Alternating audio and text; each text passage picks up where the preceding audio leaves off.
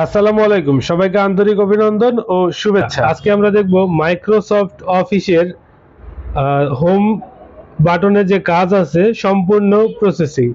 তো প্রথমে আমরা মাইক্রোসফট অফিস ওপেন করব কিভাবে। ওপেন করতে হলে আমাদের উইন্ডোজ বাটনে গিয়ে উইন্ডোজের সার্চ বারে গিয়ে লিখতে হবে ওয়ার্ড। ওয়ার্ড লিখলেই দেখবেন এরকম মাইক্রোসফট অফিস ওয়ার্ড 2007, 2013, 2018 বা যে কোনো ভার্সনের একটি ওপেন হবে। এরকম ওপেন হইলে আমরা এরকম একটা ইন্টারফেস দেখতে পারবো। এটা আমরা তিন ভাবে ওপেন করতে পারি। এইখানে দেখেন উইন্ডোজের বারের মধ্যে এটা হচ্ছে নেভিগেশন বার। নেভিগেশন বারের মধ্যে দেখেন ডব্লিউ লেখা একটা অপশন আছে। এটার উপর ক্লিক করলেও আমাদের এটা হয়ে যাবে। এটা অবশ্য সবার থাকবে না, আপনারা যারা সেট আপ করে নেবেন তাদের থাকবে। অথবা আপনারা যদি মাউসের রাইট বাটনে ক্লিক করেন, ডিসপ্লে যখন শুরু হবে তখন মাউসের রাইট বাটনে ক্লিক করে নিউ অপশন আসবে। নিউতে গিয়ে ক্লিক করার পরে দেখবেন মাইক্রোসফট অফিস আছে। মাইক্রোসফট অফিস সেখান থেকে আপনারা ওপেন করতে পারবেন। এরপরে এরকম আপনাদের ইন্টারফেসটা চলে আসবে। এই ইন্টারফেসের মধ্যে হচ্ছে আমাদের সকল মাইক্রোসফট অফিস টাইপিং বা কম্পোজার সকল কাজ করতে হবে। তো প্রথমে আমরা দেখবো হচ্ছে হোম বাটনের কাজ। হোমের মধ্যে অনেকগুলো অপশন আছে, সবচেয়ে বেশি এবং ভাইটাল হচ্ছে হোম। এই হোমটা আপনারা শিখতে পারলে বাকি সব কাজ অটোমেটিক শিখতে পারবেন। হোমের প্রথমে আছে হচ্ছে পূর্বে আছে দেখবেন আপনার উইন্ডোজ বাটন, অথবা কারো কারো জায়গায় দেখবেন হচ্ছে ফাইল লেখা। ফাইল অথবা উইন্ডোজ যেটাই থাকুক, আপনারা সেখানে ক্লিক করলে দেখবেন এরকম new, open, save, save as সব ধরনের অপশন এইগুলোই আসবে। তো এগুলো হচ্ছে আমরা আমাদের কাজের শেষে প্রয়োজন, কিন্তু মাইক্রোসফট অফিসের মধ্যে শুরুতে দিয়ে দিয়েছে, এই জন্য আপনাদেরকে শুরুতেই দেখাইতেছি। তো যদি আপনারা কোনো কিছু সেভ করেন তাহলে সেভে চাপ দেবেন। আর যদি কোনো কিছু সেভ করার পরে সেটাকে এডিট করে আবার পুনরায় আরেকটা ফাইলে সেভ করতে চান তাহলে সেভ অ্যাজ এ ক্লিক করবেন। সেভে ক্লিক করে হচ্ছে একটা সেভ করবেন। সেই ডকুমেন্টটা এডিটের মাধ্যমে পুনরায় যদি সেভ করতে চান তাহলে সেভ অ্যাজ। এটা শর্টকাট কিবোর্ড হচ্ছে কন্ট্রোল এস দিলে হচ্ছে সেভ হবে, আর control plus shift plus S চাপ দিলে হচ্ছে পুনরায় সেভ হবে বা সেভ অ্যাজ হবে। তো আপনারা যেটা হচ্ছে শর্টকাটে করতে পারেন, অথবা এই ফাইলে গিয়ে অথবা উইন্ডোজ বাটনে গিয়েও আপনারা এটা করতে পারবেন। ঠিক আছে, এখানে প্রিন্ট আছে। প্রিন্ট হচ্ছে প্রিন্ট করার জন্য কন্ট্রোল পি দিলেও হবে, অথবা এখানকার প্রিন্ট দিলেও হবে। এরপরে আমরা চলে যাব হচ্ছে হোম বাটনে। হোম বাটনে যাওয়ার পরে আমাদের হচ্ছে কপি, উপরে আছে কাট, এরপরে হচ্ছে ফরম্যাট, প্রিন্টার এবং পেস্ট। এইগুলো হচ্ছে আমরা কি করব, যদি কোনো কিছু আমরা কপি করতে যাই, কোনো কিছু যদি নতুন করে কপি করতে চাই, একটা জিনিস এক জায়গায় আছে আমরা সেটা অন্য জায়গায় নিয়ে দিব, এই জন্য আমাদেরকে হচ্ছে কপি করতে হবে। কপি করার পরে পেস্ট করলে এটা হচ্ছে ওইখানে যাইয়া বসে যাবে। তো এই জন্য প্রথমে কপি, এরপরে পেস্ট। কপি হচ্ছে কন্ট্রোল সি, আর পেস্ট হচ্ছে কন্ট্রোল ভি। কন্ট্রোল চাপ দিয়ে ধরার পরে টি চাপ দিলে, সরি কন্ট্রোল সি তে হচ্ছে কপি, আর কন্ট্রোল ভি তে হচ্ছে পেস্ট। তো আমরা এটাকে একটু বড় করে নেই। বড় করে নেওয়ার পরে আপনি দেখতে পাবেন এখানে একটু বড় আছে। তো বড়টা এখানে যেরকম আছে, আমরা যদি এই যে না লেখাটা আছে, এই লেখাটাকেও যদি আমরা এরকম বড় করতে চাই তাহলে আমরা ফরম্যাট প্রিন্টারের উপর চাপ দেব। ফরম্যাট প্রিন্টারের উপর একটা ক্লিক করলে এরপরে আমাদের একবার এখানে আমরা হচ্ছে যদি সিলেক্ট করে দিই তাহলে উপরের ফন্টটা চলে আসবে অটোমেটিক। ঠিক আছে, তো আমরা ফরম্যাট প্রিন্টারের কাজটা হচ্ছে আমরা যদি কোন ফন্টের মতো করে সেম অন্য লেখাগুলোর মধ্যে ওই সেম ফন্ট সেম লেখার হচ্ছে সাইজটা বসাইতে চাই তাহলে ফরম্যাট প্রিন্টার। এই ফরম্যাট প্রিন্টার হচ্ছে দুইটা যদি ক্লিক করেন, ডাবল ক্লিক একলাগে করেন, তাহলে হচ্ছে ফরম্যাট প্রিন্টার ডাবল ক্লিক করলে আপনার যতক্ষণ পর্যন্ত আপনি সিলেক্ট করবেন ততক্ষণ পর্যন্ত ফরম্যাট চেঞ্জ হইতে থাকবে, আপনার এটা উঠে যাবে না। আর যদি আপনি একবার ক্লিক করেন, একবার ক্লিক করলে হবে কি আপনার হচ্ছে একবারে ক্লিক হয়ে চলে যাবে। এই জন্য আপনি ডাবল ক্লিক করে সবসময় ফরম্যাট প্রিন্টারটা কাজ করবেন। তো এই দেখেন আমি যতগুলো সিলেক্ট করতেছি সবগুলো হচ্ছে, কারণ এখানে আমি হচ্ছে ডাবল ক্লিক করেছিলাম। এরপরে দেখবো আমরা কাট কি। কাট হচ্ছে আপনার যদি আমরা একটা জিনিস উপরে আছে, এই উপরের জায়গায় আমাদের প্রয়োজন নাই, কিন্তু এই যে এই জিনিসটা লেখাটা আমাদের হচ্ছে নিচে প্রয়োজন বা ডাইনে প্রয়োজন অথবা লেখার মাঝখানে প্রয়োজন, সেক্ষেত্রে আমরা এটাকে কাট করে ওখান থেকে ট্রান্সফার করে অন্য জায়গায় নিয়ে যাব। এটার নাম হচ্ছে কাট। কাট হচ্ছে কন্ট্রোল চাপ দিয়ে ধরার পরে এক্স প্রেস করলে, কন্ট্রোল এক্স প্রেস করলে কাট হবে, অথবা যদি আপনি এখানে কাটে ক্লিক করেন তাহলেও হবে। তো এটা আমরা হচ্ছে কাট করব। এই লেখাটা হচ্ছে আমরা কাট করে এই সামনের এই যে কাটছরটা দেখতে পাচ্ছেন এখানে নিয়ে আসবো। তো এখানে কাট করলাম কন্ট্রোল এক্স, অথবা এই কাটের উপর ক্লিক করলাম, ঠিক আছে। এই দেখেন কাটের উপর ক্লিক করলে আমাদের এটি কাট হয়ে যাবে। পুরোটাই সিলেক্ট করলাম, সিলেক্ট করার পরে এখানে ডান সাইডে আমরা এটাকে কাট করব, ঠিক আছে। এই দেখেন এখন এটা হচ্ছে আমি কাট করলাম, এই কাটের উপর ক্লিক করলাম, এখান থেকে উঠে গেছে। এটা নিয়ে আমি হচ্ছে এই ডাইন সাইডে বা আমি যে কোনো জায়গায় এটাকে পেস্ট করে দিতে পারি। দেখেন এখানে পেস্ট করছি, উপরের থেকে চলে গেছে, এখানে পেস্ট হয়ে গেছে। যদি আমরা কপি করি তাহলে এটা হচ্ছে যেখান থেকে কপি করব সেখানেও থাকবে, প্লাস হচ্ছে আমি যেখানে কপি করব নতুন জায়গায় সেখানেও থাকবে, দুই জায়গায় থাকবে। এটার নাম হচ্ছে কপি। আর যদি কাট করি তাহলে এক জায়গায় কপি হবে, আরেক জায়গায় যেখানে পূর্বে ছিল সেখান থেকে কেটে যাবে। এটার নাম হচ্ছে কপি, কাট আর পেস্ট। পেস্ট মানে হচ্ছে আপনি যে কোনো একটা জিনিস নিয়ে বসাইলেন, সেটার নাম হচ্ছে পেস্ট।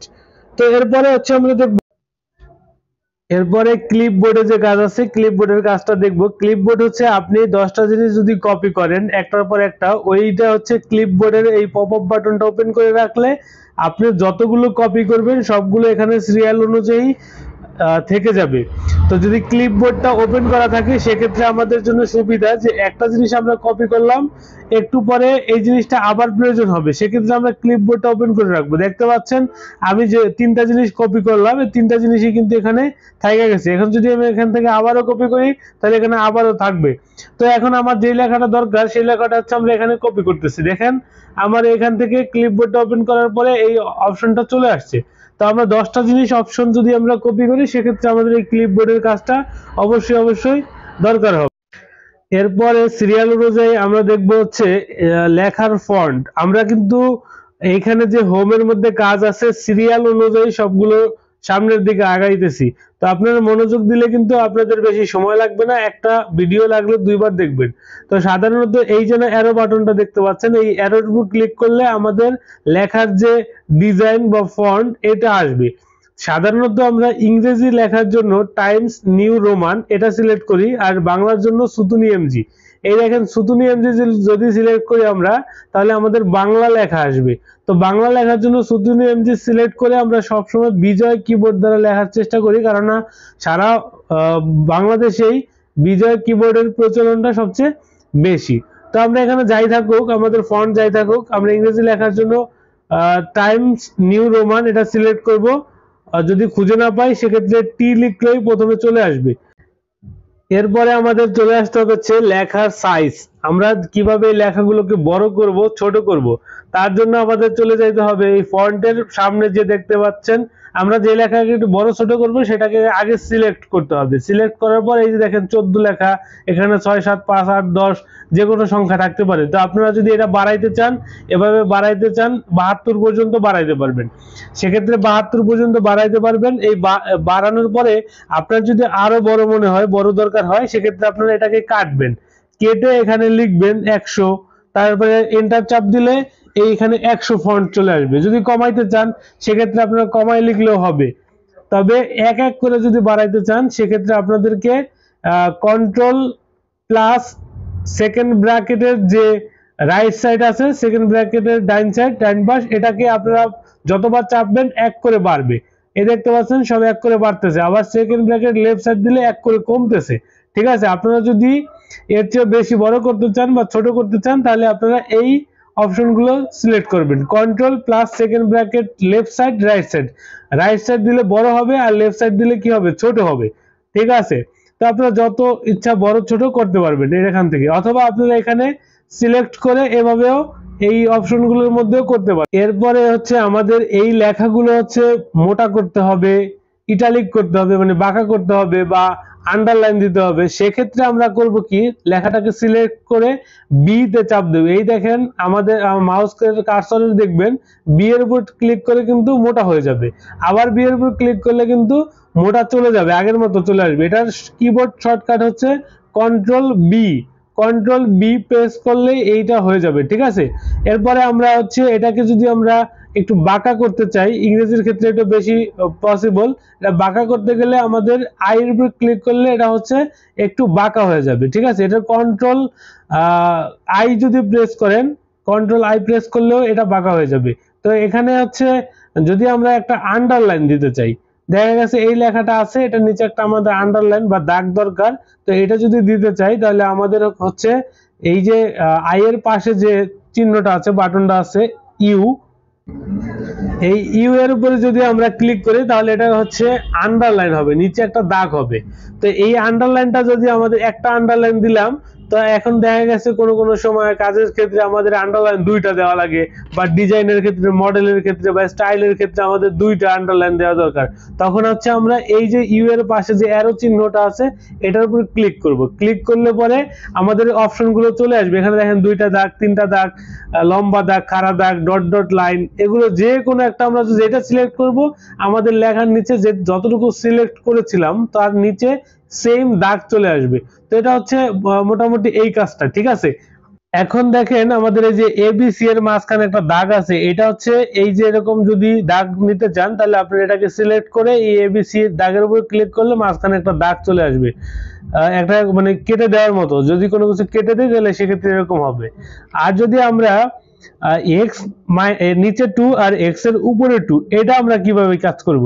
দেখা গেছে আমাদের কোনো কিছুর উপরে স্কোয়ার দিতে হয়, অথবা সেকেন্ড লিখতে সেকেন্ড এন আর ডি এটা হচ্ছে নিচে দিতে হয়। তো ওই রকমই যদি এক্স এর নিচে 2 যেটা এটা ক্লিক করি তাহলে হবে 2 এর নিচে চলে যাবে। আর যদি আমরা এই উপরে এক্স এর উপরে 2 যেটা এটাতে ক্লিক করি তাহলে এটা হচ্ছে এই এম ডব্লিউ এটা হচ্ছে উপরে চলে যাবে, দেখেন উপরে চলে গেছে, ঠিক আছে।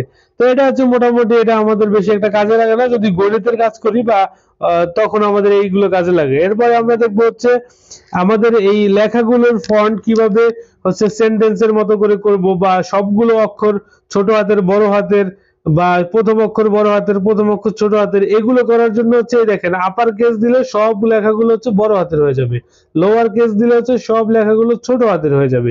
এরপরে যদি আমরা এটা হচ্ছে এই ক্যাপিটাল ইস ওয়ার্ড এটা যদি দেই তাহলে প্রত্যেকটা ওয়ার্ডের প্রথম অক্ষর শুধুমাত্র প্রথম অক্ষর বড় হাতের হয়ে যাবে, ঠিক আছে। তো এগুলো অবশ্য আপনারা করে করে দেখবেন তাহলে আরো ভালো বুঝতে পারবেন। এরপরে সেন্টেন্স কেস দিলে আমাদের যদি 100 সেন্টেন্স থাকে বা 10টা সেন্টেন্স থাকে একটা পেজের মধ্যে, সেই পেজের মধ্যে যদি গ্রামাটিক্যালি যে সেন্টেন্স থাকে সেই সেন্টেন্স অনুযায়ী হচ্ছে সেন্টেন্সের ছোট হাতের বড় হাতের অক্ষরগুলো অটোমেটিক বসে যাবে। আর যদি এটা হচ্ছে এই নিচে এইটা দেই, এটা দিলে হচ্ছে প্রথম অক্ষর ছোট হাতের হবে, বাকি সব বড় হাতের হবে। এটা আসলে বেশি একটা জরুরি না, দরকার নাই। তো তারপরে হচ্ছে আমরা এই দেখেন এ আছে এখানে পাশে, এই এটাকে ক্লিক করলে হচ্ছে এক এক করে বাড়বে, বড় হবে। এটা হচ্ছে এই ছোট বড় ফন্ট ছোট বড় করার যে অপশন এটা, ঠিক আছে, ছোট বড় করা যাবে এখান দিয়ে। এরপরে আসেন আমাদের লেখাগুলো যদি কালার করতে চাই, তাহলে কালার করতে চাইলে আমাদের এই দেখেন এর মতো একটা বাটন আছে, নিচে কালার আছে, কালারের এটার পাশে একটা অ্যারো চিহ্ন আছে তিন মাথা বা ত্রিভুজ আকৃতির, এটার উপর ক্লিক করলে বিভিন্ন ধরনের কালার আসবে। আমরা যেই লেখাটুকু সিলেক্ট করে ওই কালারের উপর টাচ করব, ক্লিক করব, সেই লেখাটুকু কালার হয়ে যাবে। আমরা এরপরে যদি সিলেক্ট করি, শুধু সিলেক্ট করে এর উপর ক্লিক করি তাহলে যেই কালারটা সিলেক্ট করা ছিল শুধু ওই কালারটাই বিভিন্ন জায়গায় হয়ে যাবে। তবে আমরা যদি এখানে এই কালারটাকে নীল করতে চাই, হলুদ করতে চাই, কালো করতে চাই তাহলে করতে পারবো। তবে যদি আমরা এই ব্যাকগ্রাউন্ড কালার চেঞ্জ করতে চাই তাহলে এটার পাশে যে চিহ্ন আছে এইখানে ক্লিক করবেন, এই কালারগুলো দিবেন, তাহলে লেখা বাদ দিয়ে ব্যাকগ্রাউন্ডের কালার চলে আসবে, ঠিক আছে। দেখেন আমরা এখানে ব্যাকগ্রাউন্ডের কালারটা নীল করে দিলাম, তো এটা হচ্ছে ব্যাকগ্রাউন্ড কালার চেঞ্জ, এটা হচ্ছে। আর এর লেখা যেটা এটা হচ্ছে লেখার বা অক্ষরের কালার চেঞ্জ, ঠিক আছে। এরপরে আমরা চলে যাব হচ্ছে আমাদের এগুলো সাজানোর কাজ, এগুলো হচ্ছে আমরা দেখেন এখন যদি আমাদের এই যে না চিহ্নগুলো আছে, যে লেখাগুলো আছে, এগুলোকে যদি আমরা সিলেক্ট করি, এটাকে সিলেক্ট করলে হচ্ছে লেখা প্রথম থেকে শুরু হবে এবং ডাইন সাইড থেকে শেষ হবে, ঠিক আছে। যদি এটাকে সিলেক্ট করি তাহলে লেখা প্রথম থেকে শুরু হবে, ডাইন সাইড থেকে। আর যদি মাঝখানে সিলেক্ট করি লেখাটা মাঝখানে চলে যাবে, দেখতে পাচ্ছেন যতটুকু সিলেক্ট করা মাঝখানে সিলেক্ট করলে এটা মাঝখানে চলে যাবে, ঠিক আছে। আর যদি আমরা এটার পাশেরটা দেই তাহলে আরবি লেখার জন্য যেরকম ডাইন সাইড থেকে লিখতে হয় ওইরকম ডাইন সাইড থেকে লেখা শুরু হবে, ঠিক আছে। লেখা শুরু হবে বলতে ডাইন সাইড থেকে আমাদের হচ্ছে মার্জিনের কাজটা করবে। তো এইগুলো সবগুলো যদি আমরা 10টা সেন্টেন্স লিখি, ওই সেন্টেন্সগুলোর প্রত্যেকটা লাইন সমান যদি করতে চাই, প্রত্যেকটা লাইন সমান করতে চাইলে আমাদের এই জাস্টিফাই কেতে ক্লিক করতে হবে। জাস্টিফাই কেতে ক্লিক করলে আমাদের এটি হচ্ছে সম্পূর্ণ লেখাগুলো হচ্ছে সমান হয়ে যাবে, ঠিক আছে। এখন আমরা দেখবো হচ্ছে এই যে লেখাগুলোর যে মাঝখানে প্রতি লাইনের পরে যে আরেকটা লাইন, এই দুই লাইনের যে মাঝখানে গ্যাপ, এইটার সম্পর্কে এই গ্যাপটা পূরণ করার জন্য বা কমানোর জন্য বা বাড়ানোর জন্য আমাদের হচ্ছে এই চিহ্নটাতে ক্লিক করতে হবে। এখানে ক্লিক করলেই প্যারাগ্রাফ অপশনের এই অপশনটা চলে আসবে। দেখেন আমি এখানে যদি 1.5 দেই তাহলে মোটামুটি নর্মাল থাকবে, আর যদি 1.00 দেই তাহলে এটা কমে যাবে, আর যদি 1.2 পয়েন্ট বা 3 পয়েন্ট করে দেই তাহলে এটা কি হবে, আরো বেড়ে যাবে, আরো বড় হয়ে যাবে, ঠিক আছে। আপনারা এই যে দেখেন পর্যায়ক্রমে করে করে দেখতে পারেন। তবে এটা আরো একটা, এই যে এখানে যদি আপনারা লাইন স্পেসিং এর উপর ক্লিক করেন তাহলে কিন্তু এই প্যারাগ্রাফের যে পপ আপ বাটন এটা চলে আসবে।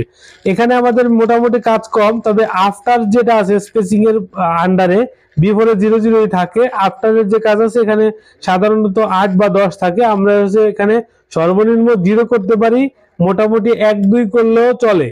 তো সাধারণত লেখা যদি একদম বেশি হয়ে যায় সেক্ষেত্রে আমরা লাইনের ফাঁকে জায়গা কমাই দিয়ে এখানে স্পেসিং এর আফটারে বা 0 করে দিব।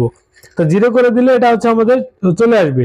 অথবা এই দেখেন প্যারাগ্রাফ অপশনটা কিন্তু আমরা দুই ভাবে আনতে পারি। একটা হচ্ছে আমরা লেখা সিলেক্ট করে রাইট বাটনে ক্লিক করার পরে দেখবেন যে আমাদের একটা প্যারাগ্রাফ লেখা আছে, এই প্যারাগ্রাফের উপর ক্লিক করলে ওই অপশনটা চলে আসবে, ঠিক আছে। এই পর্যন্ত মোটামুটি আমরা ক্লিয়ার। এরপরে আমাদের বর্ডার সেকশনে দেখেন, বর্ডার সেকশনে হচ্ছে আমাদের no border, all border, top border, side border, down border, এই বিভিন্ন ধরনের বর্ডার আছে। এখানে সব লেখা আছে। লেফট বর্ডার মানে লেফট সাইড বা বাম সাইড, রাইট বর্ডার মানে রাইট সাইড বা ডাইন সাইড। আর যদি অল বর্ডার দেই সবগুলো লেখা একটা বর্ডার হয়ে যাবে, এটা হচ্ছে অল বর্ডার। আর শুধুমাত্র উপরে একটা বর্ডার দিতে চাই তাহলে টপ বর্ডার। তো এই বর্ডার গুলো আপনারা একটা একটা করে দেখে দেখে প্র্যাকটিস করবেন, তাহলে সবচেয়ে ভালো হবে, ঠিক আছে। দেখা গেছে এখন আমার এই লাইন হচ্ছে 4টা লাইন লিখতে হবে। 4টা লাইনের প্রথমে আমার হচ্ছে সিরিয়াল দরকার, 1 2 3 4 অথবা ক খ গ ঘ অথবা এ বি সি ডি, এরকম সিরিয়াল দরকার। তো সিরিয়াল দরকার হলে আমরা হচ্ছে এই যে নাম্বারিং কি আছে, নাম্বারিং অপশনটা আছে, এই অপশনে ক্লিক করলে দেখবেন অটোমেটিক এখানে নাম্বারগুলো বসে যাবে, 1 2 3 4 বসে যাবে। যদি আমরা এখানে 1 2 3 না এবিসিডি চাই অথবা রোমান সংখ্যা চাই 1 2 3 4 এরকম, তাহলে এখানে সবগুলো অপশন আছে আলাদা আলাদা। আপনারা যেইটার উপর ক্লিক করবেন এখানে সেইটাই অটোমেটিক বসে যাবে। আপনারা এবিসিডি চাইলে এবিসিডি, আপনারা যদি 1 2 চান 1 2, ঠিক আছে। এই পর্যন্ত দেখেন। এরপরে হচ্ছে এটা যদি আমরা হচ্ছে একটু বাঁকা, একটা লাইনের পরে শুরু হবে আর একটা লাইনে যা শেষ হবে, তাহলে আমরা হচ্ছে এই অপশনটা সিলেক্ট করব। তো এটা আসলে আমাদের বেশি একটা দরকার নাই। তো মাঝখানে এই যে নাম্বারিং যেটা আছে এটাই সবচেয়ে বেশি ইউজেবল, এটাই আমরা আজকে দেখলাম। এরপরে হচ্ছে আমাদের ডিজাইন বা মডেল। এই যে দেখেন এবিসিডি, এখানে বিভিন্ন ধরনের ফন্ট আছে, এটা অটো করা। আপনারা যদি একটা লেখা সিলেক্ট করে এটার উপর ক্লিক করতে থাকেন দেখবেন চেঞ্জ করতে থাকবেন, লেখার ফন্ট গুলো চেঞ্জ হচ্ছে। এগুলো আমাদের বেশি একটা দরকার নাই, তারপর আপনাদের দেখানোর জন্য এটা দেখাইলাম। এরপরে দেখেন এখানে হচ্ছে চেঞ্জ স্টাইল, এই চেঞ্জ স্টাইলের আন্ডারে এই সেম কাজ করা হয়। তবে আমাদের হচ্ছে শুধুমাত্র কভার ডিজাইন, কভার লেটার বা ফ্রন্ট পেজ ও প্রথম পেজ যদি আমরা বিভিন্ন ধরনের ডিজাইন করি সেক্ষেত্রে এই কাজগুলো করা হয়। সাধারণত আমাদের এগুলো মোটামুটি একটা দরকার না, তারপরেও আমি হালকা টাচ দিয়ে গেলাম। এরপরে আমাদের কোনো কিছু খুঁজে বের করতে হলে ফাইন্ডের মধ্যে যাইতে হবে। ফাইন্ডের মধ্যে গিয়ে আমরা যে ওয়ার্ডটা খুঁজতে চাই সেই ওয়ার্ডটা এখানে লিখবো, লিখে ফাইন্ড এটার উপর ক্লিক করলে আমাদের যে ওয়ার্ডটা দরকার সেই ওয়ার্ডটা এখানে চলে আসবে। তো আজকে মোটামুটি এইটুকু ছিল হোম এর কাজ। হোমের মধ্যে যা কিছু আছে খুঁটিনাটি সবকিছুই দেখাইলাম। যা বাদ পড়েছে এটা অবশ্যই আমরা নেক্সট ক্লাসে ইনসার্টের মধ্যে দেখব। তো আমরা পর্যায়ক্রমে সিরিয়াল অনুযায়ী সবগুলো ভিডিও বানাবো এবং সবগুলো আমরা এভাবে খেয়াল করব, বুঝবো, একটা ভিডিও প্রয়োজনে বারবার দেখবো, ঠিক আছে। ধন্যবাদ সবাইকে এতক্ষণ সাথে থাকার জন্য। আসসালামু আলাইকুম।